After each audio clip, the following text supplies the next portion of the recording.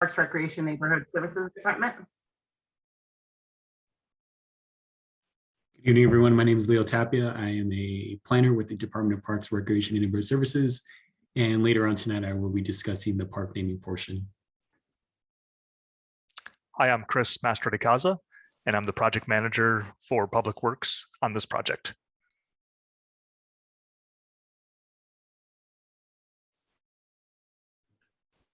Is that my turn, Heidi? I guess. I'm Jeff Ferber from RRM Design Group, project manager for the consulting team. Hi, my name is Julian Signani. I'm from RRM Design Group. I'm a design consultant and landscape architect on the design team. Thank you. We also have Lisa Beltran, who is our staff specialist. She's helping us in the background and will be the moderator during the Q&A. Today, we're going to cover some basic Zoom tools, the project introduction and background. We have a presentation for you. We'll talk about the park renaming. We'll have some time for Q&A. And then for next steps, we'll cover the tentative project schedule.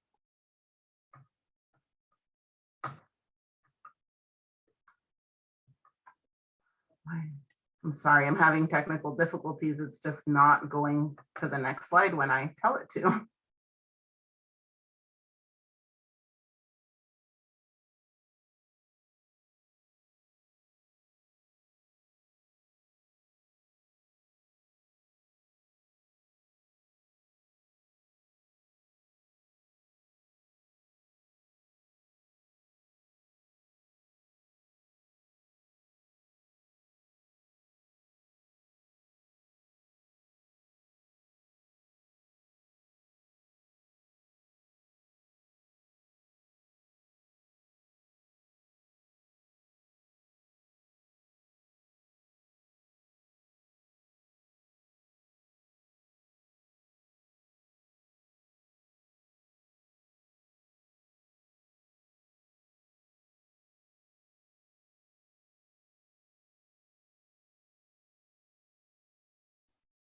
I apologize, we're having some technical difficulties, but on this slide, we are covering some of the Zoom webinar tools.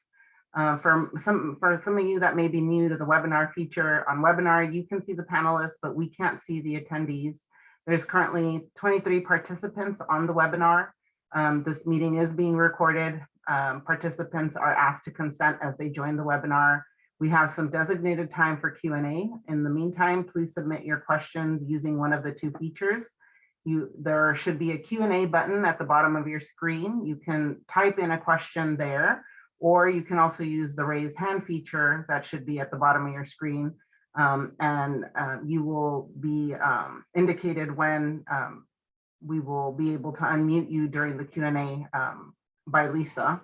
And lastly, if you'd like to follow along with the automated transcription, you can press the CC button, and that should have the transcription pop up at the bottom of the screen.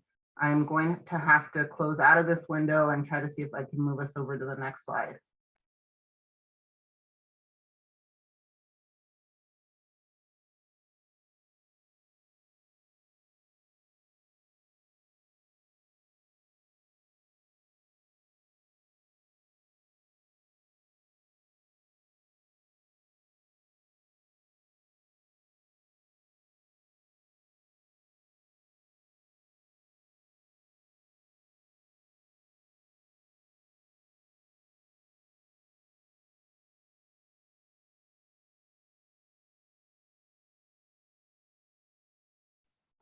Are you still able to see my screen?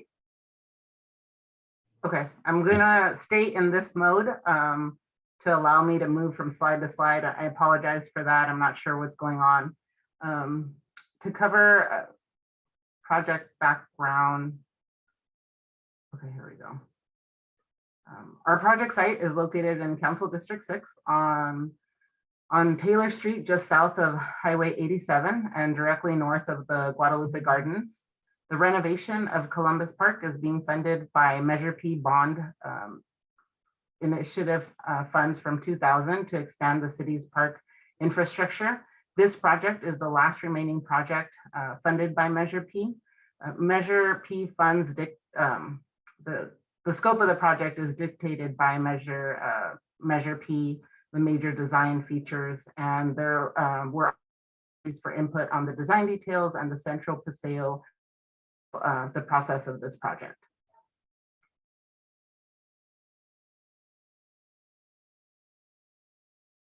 The existing park is broken up into Columbus 1 and Columbus 2, currently separated by Spring Street, and bounded by Taylor Street to the south, Asbury Street to the north, and between Walnut and Irene Street. The existing recreational amenities included softball, horseshoes, basketball, and volleyball.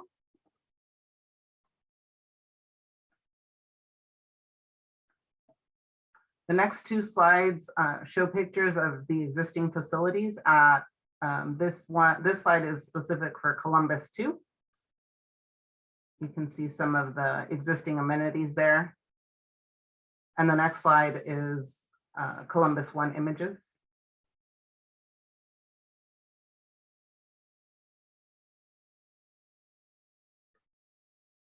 We'll move forward to looking at the master plan. We refined some of the design details in the master plan based on what we heard from user groups, feedback from the first community meeting and the survey. As an overview, we have softball and soccer synthetic fields on each end of the park. In the middle, we have an open paseo with plenty of opportunities for both active and passive recreational activities. We also have 4 permanent pickleball courts, a multi-use sport court that is going to be striped for pickleball, basketball, and futsal. We have a kids play area in the center, along with a kids mini soccer field. And we have horseshoe courts on the northern end here.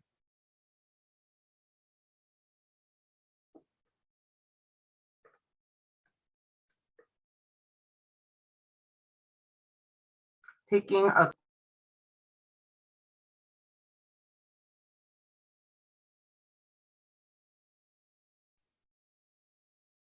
next, we'll take a look at the synthetic fields. We'll take a closer look at the layout. We have them laid out for softball on each end, and then we also have different capabilities for soccer. So for soccer, we can either have it laid out as adult size soccer or youth size, or a combination thereof. So there's different opportunities to be able to use the synthetic fields.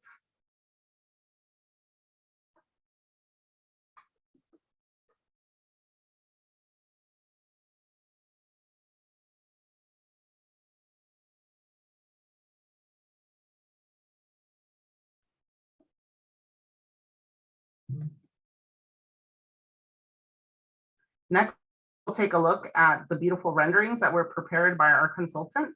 And we have several bird's eye views of all the different areas. This one is looking from Taylor Street.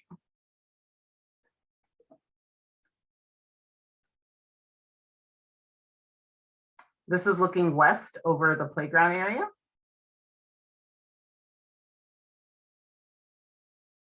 The next one will also be over the playground area.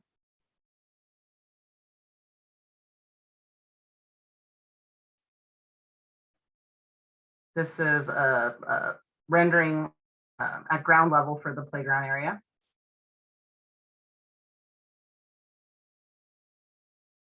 This view is looking in from the Asbury frontage along the Paseo. And the next 4 slides are all views of activities, seating options, and different design details within the Paseo.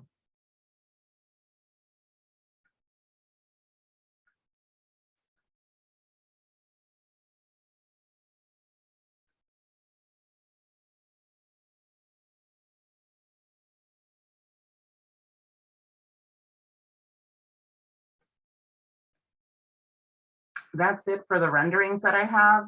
And next I'll pass it over to my colleague Leo to cover park renaming. Thank you, Heidi. So in these next two slides, I will be providing you with an update regarding the potential renaming of Columbus Park.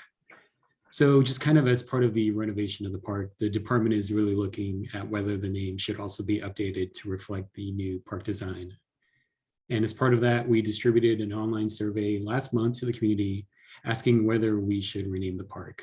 We received 233 responses with 75% in favor of changing the name and 25% in favor of keeping the current name.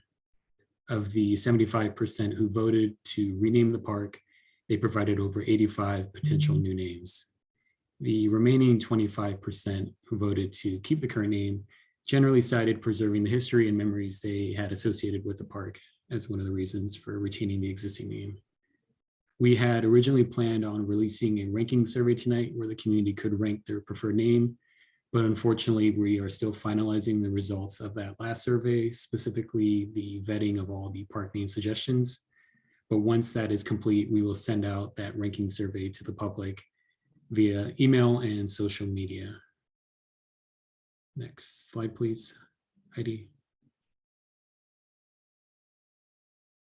So in terms of the next steps and kind of the overall process of the park renaming, once that ranking survey is completed by the public, staff will then recommend a name to the Parks and Recreation Commission based on the following factors: compliance with the city's naming policy, the results of the public surveys, the design of the park, and lastly, alignment with the city's racial equity efforts. The Parks and Recreation Commission will then recommend a name to the City Council. The City Council will then vote to adopt a park name. The City Council, at their discretion, can adopt staff's or the Parks and Recreation Commission's recommendation, select another qualifying name, or choose to retain the existing name. The key takeaway here is that the City Council is the final decision maker on park names, and staff and the Parks and Recreation Commissions can only provide recommendations to them. And with that, I will pass it back to my colleague Heidi. Thank you, Leo. And now we'll open it up for any questions. Lisa, do you have any questions in the chat or raised hands? Yes, Marissa asked, how does this group plan to engage community to ensure the park is populated?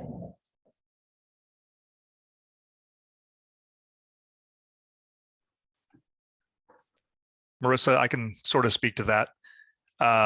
We're hoping that with all the different amenities that we're providing at this park, and once it's open, it'll flood the park with people to use all the different facilities out there. And that's, the way we're hoping that it'll work. We will be sending out grand opening flyers and a lot of things before we open. But that in general, just making the park brand new and opening it to the public will bring people there.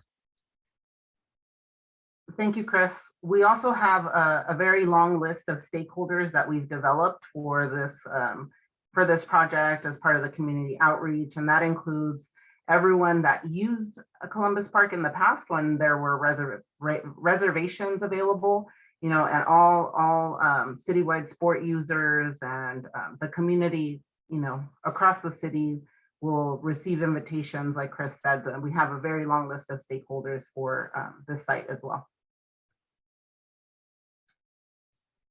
We have Justin with his hand raised. Justin, you have been allowed to talk. Hello, are you able to hear me? Yes. Yes. Awesome, thank you. My name is Justin. I am new to this project. So I do just want to make a quick statement and then also offer a perspective or some solutions. So it's about roller skates. During the pandemic, we had spaces like basketball courts to hold events, and they came in large groups. And when the pandemic ended, basketball players kicked all the roller skaters out. So now it's a community and it's still thriving with no spaces dedicated to it. And skating really doesn't have anywhere to skate. You have spaces like tennis courts, basketball courts, soccer fields. They all have public spaces, but roller skates don't have any. So we do encourage, or we do ask you to consider any part of the design, including a roller skate focus or a roller skate perspective. It's a growing active community and mainly of women. And really all it is just a flat court. No nets, no goals like basketball, just a flat court. So it's really easy to implement. So that's just sort of a statement that I do want to put on there. Just we do ask you to consider that. And then a couple other things here is what we mean by make it like a more skatable space is the Paseo is, what we're looking at least if we can get the area widened a little bit more, as well as if it's smooth with no cobblestone. This is an area that's off of the Guadalupe Trail, which is promoted to roller skates and skateboards and all these spaces. So we want to make sure that Paseos also include some of that. And then, sorry for the wait here. Yes, and then also I think, when I had conversations with some of you beforehand, we also, it was mentioned to have the courts right now that are there. Some of them are multi-use. So if one suggestion would be that if we could add the language of multi-use to some of the courts so that skates aren't specifically excluded. So that way, if basketball is not there, then we're able to use that space as skate space. And also moving forward, because we keep missing these opportunities to give input on these. Roller skates are often overlooked. We just ask you to advocate for us moving forward. When these opportunities do come up, we're a huge community without a space. So just want to put that into parks. We've been working with parks for quite a while, but it's a very big department. So we have to keep saying our story over and over. Thanks for giving me the space to say this. Hi, Justin. Thanks for bringing that concern up. I think you and I previously had a brief discussion about this project. Unfortunately, we're past the point of being able to make changes to the scope of this project, but we'll definitely, make note of your concern and of the need for skating facilities, and we'll make note of that request for future projects. But thank you, and I think that's something that we can definitely continue to have more conversations about.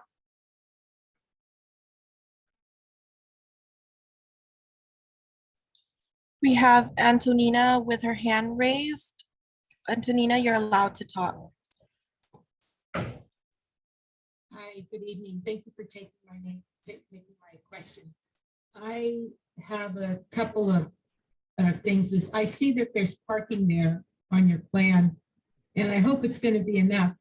If you ever had an opportunity to go on a summer night, weeknight over at the Campbell Community Center and see how much parking that's there and how many places they're taken, it's pretty crowded, and it's great because there's a lot of activity there, but people do need to drive there. And I think people are gonna need to drive here too.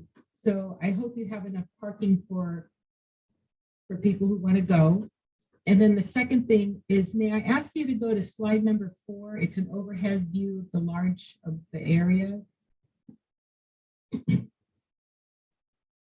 Yes, that one. So what I'm over here in Hyde Park, which is on the other side of 87. And in order to get to the park for a walk, I'd have to go down Taylor Street. It's not a very difficult walk. It's not very far. But the point is that if you look at that interchange over at the Taylor Street Bridge, that's pretty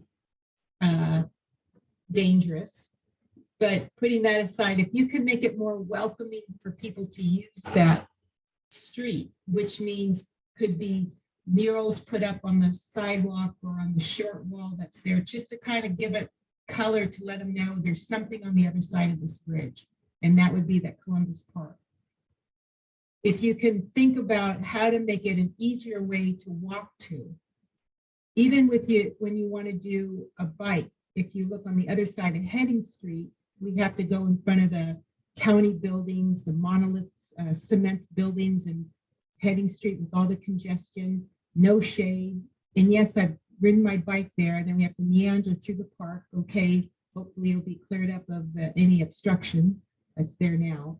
But think about how the people are going to walk there or bike there, and make it more inviting for them to take that route. Another way could be underneath on would be Guadalupe Parkway Parkway, not the 87, but there's a side street there. If you take a look at that street and make it more pedestrian friendly, bike friendly, they can go underneath and get there from a different route. But it's going to be hard for people to walk or ride their bikes there. And I know that's what you want. I know that's what I want. Thank you. Thank you, Antonina. That's an excellent comment, and we'll take a look at all of that. Did anyone want to add something to that? We are proposing a bike path as well from the park to the Guadalupe River Trail as part of the project.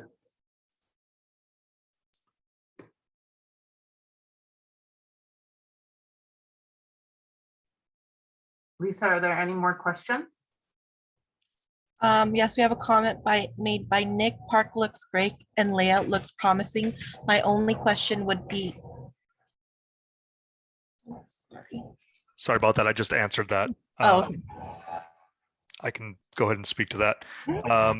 We will have a permanent restroom in the center of the park.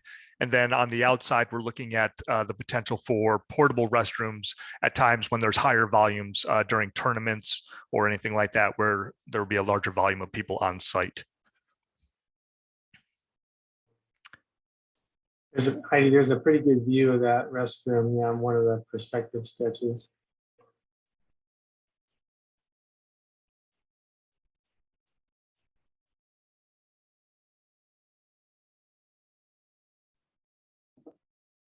Was it this one, Jeff, or did you want? Yeah, you can see, yeah, perfect. Yeah, to the left of that playground tower, there's that's the restroom.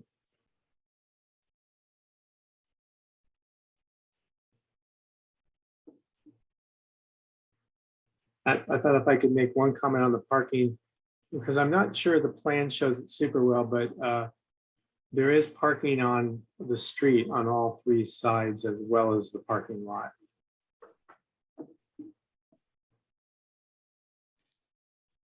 And that's also angled parking to increase the capacity.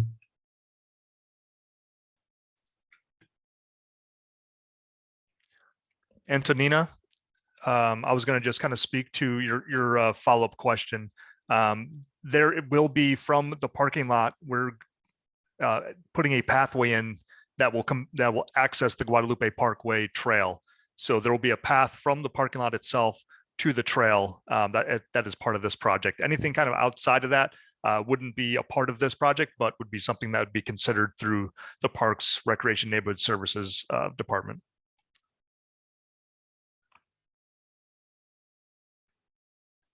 There's one other question on the board from Russell. This is a difficult question. We're hoping that once we renovate the site, occupy the site, and with all the people that will hopefully be there, that there will be no reason for them to come back to occupy this area. At the same time, the city is working on emergency housing, and we are doing our best to get those built as quickly as possible. There's a number being built at this time, or one being built at this time, and more being looked at for the future. So it's something the city's been taking very seriously and trying to get a hold of, but it's not an easy problem to figure out, as you all know. Chris, do you want to comment on the fencing around the park? Oh, yeah, sorry. Yes, Jeff.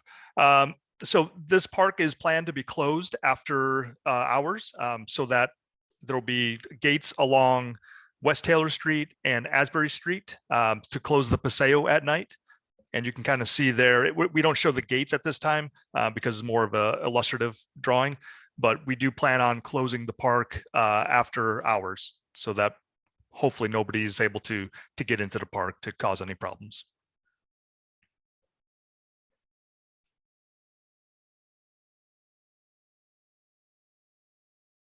I see two hands up again with Justin and Antonina. Are you two asking more questions?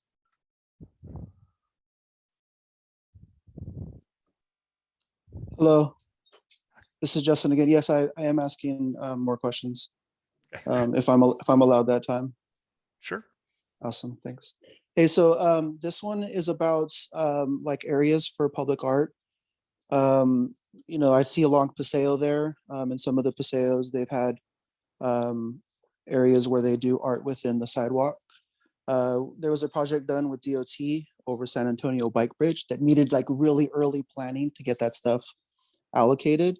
Is there opportunities, or is part of your project putting in those things, putting in those allocations? There is no public art as part of this particular project.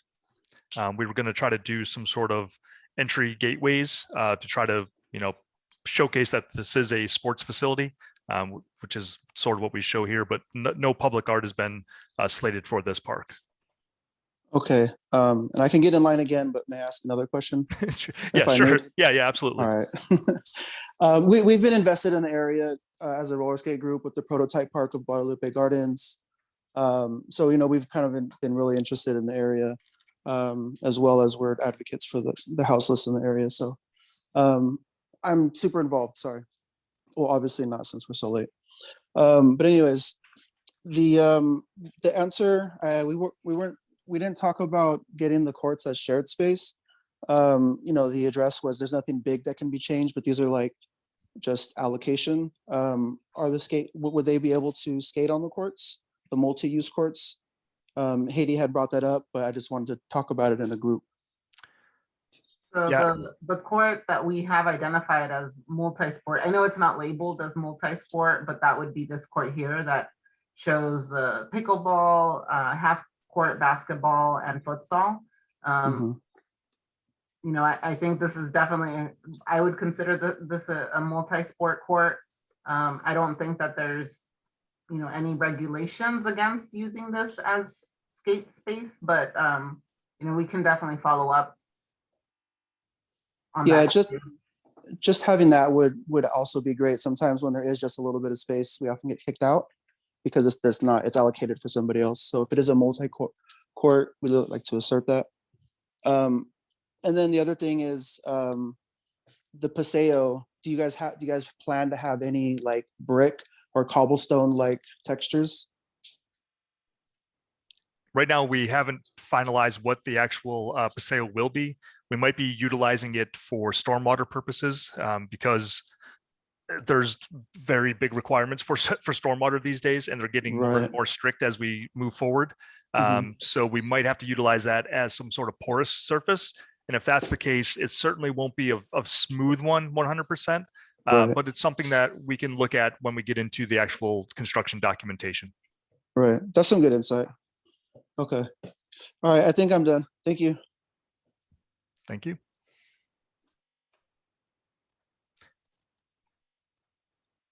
Antonina had her hand up again. I'm not sure if she had another question or not.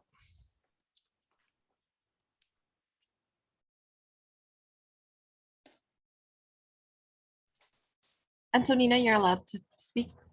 Thank you. You just unmuted me. I appreciate that. Thank you for letting me speak again. I wanted to understand that you mentioned about the paths on the Guadalupe River Park being, I didn't quite catch it. Where are the paths? Which one are you talking about? I know it's not going to be outside of what I was expecting, what I was hoping, but can you tell me what is in this particular scope of the project? Yes, it's not really shown on this particular drawing. At the lower area of the parking lot where it says vehicular gate, can you see that location there? Yes, I can. Just to the right of that is where the pathway would go and kind of connect to the Guadalupe River pathway. So that's the location where we're bringing people in from the pathway at this time. That's what we're showing. Oh, I'm sorry. Does that mean that there might just simply, can we have that the number 4 again? Because that's more of an overhead view. Oh yeah, sure. So can it means has nothing to do with Taylor Street or Heading Street, just you're going to move a path over closer to that area? Is that what I'm understanding? Well, right now the Guadalupe River Trail is just next to the park, and what we plan on doing is connecting our parking lot to the trail. So if someone was riding on the trail, they could access the park that way. Okay. Along Taylor Street, it's been discussed with DOT to try to put a bike lane in front of our project. And so we are planning on looking at that as part of this project as well. So a bike lane in front of our project on West Taylor, and also the connection to Guadalupe River Park or River Trail. So that bike lane, I hope they look at that Taylor Street Bridge when they consider a bike lane, because it's, I biked over that bridge. Well, I walked my bike over the bridge, and I really wish they would just take a look at how difficult it is for somebody who walks or somebody who rides a bike on that bridge, because that's going to be a gateway to this whole thing. One of the major gateways to this wonderful project that we have. And it's going to be, and you want people to walk there, people to engage there, people to ride their bikes there. And that Taylor Street Bridge is very difficult for walkers and for bikes. Thank you. Thank you.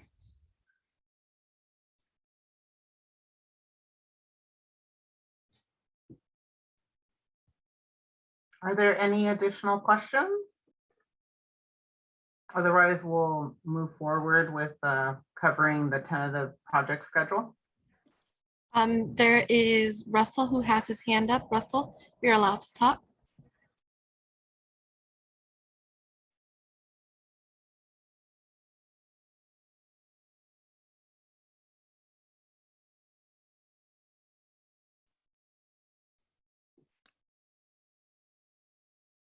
Hi, Russell, are you there?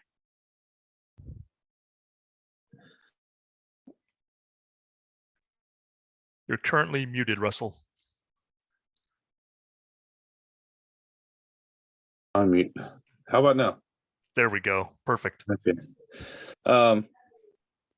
It would be nice if they could erect a historical sign about the history of the park or something in the line, because a lot of cities that have a lot of history will usually dedicate something along that line so that people can see how long the park has been here, what it was used for, and that kind of thing. Just a thought, because I'm always interested in history, and it would be nice if they could put a plaque up. That's it. Thank you, Russell. That's a great comment. I know that we've been doing that more and more throughout parks. And we just did that recently with a park naming. We had a historical sign based on the actual park naming. So that's a great comment. Thank you so much. Mm-hmm.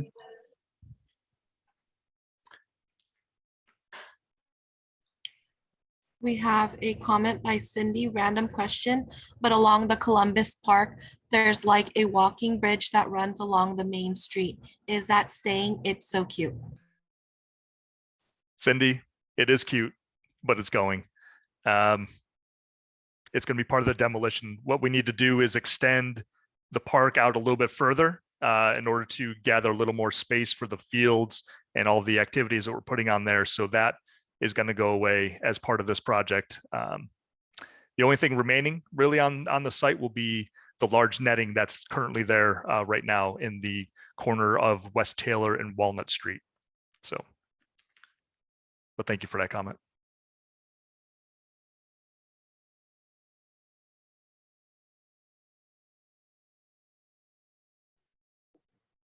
Chris, are you going to give the bridge away to the public if they want it? You know, we probably could. Absolutely. Cindy, if you want to take a first shot at bringing that little cute bridge to your house, let us know and we can salvage it and set it off to the side for you. I know we have received a request from the Horseshoe Club to be able to salvage, I think, some of the hardware from the existing horseshoe pit. So we'll be working with them, coordinating on that. Alrighty, if there are new questions popping up, it looks like I see a couple more numbers. I don't want to move ahead if there's still questions. So the few questions that are out there, looks like Cindy may want to take the bridge. We'll cross that bridge as we get towards construction. The existing rock garden as well will be gone because it's all an old bioretention area that really wasn't a bioretention area. And so we will be removing that. So when we get towards construction, we can, you can contact our departments and we'll figure out how to salvage some of these things, if they're even salvageable. I don't know if you've been out there recently and seen the status of them. There are some people actually living on that bridge, I believe, or near it. So something to consider as we move forward.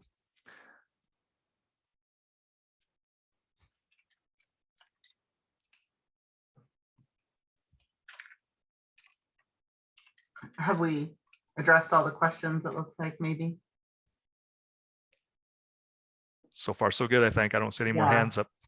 I don't see anything else up either. Okay, well, we'll move ahead with covering the tentative schedule. We have our project team listed here. If you have any questions, please go ahead and email any of us. Let's move forward on the schedule. So we are here at the second community meeting today. We had our first community meeting back in August. We've been working on the environmental review and design development, refining that final concept plan. Next, we are targeting presenting to the Parks and Recreation Commission this fall in September, followed by City Council in November. Those dates are contingent upon our CEQA approval, our environmental review approval. And then once those are complete, then we'll move into design and construction documents, which will pretty much take up all of next year, 2023. Then we'll move into bid and award early January 2024. And we estimate construction will start on site summer 2024 and take about a year to complete. And these are all tentative dates that we have as of today, as of the work that's going on and the current review cycles that we are on.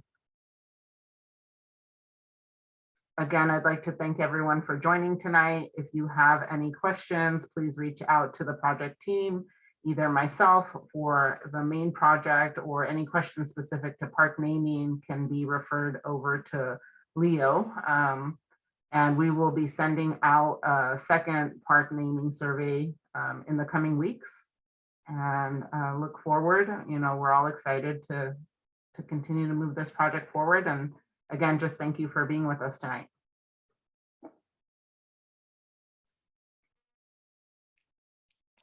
Thank you, everybody. Thank you. Good night. Thank you. All right, thanks, everyone.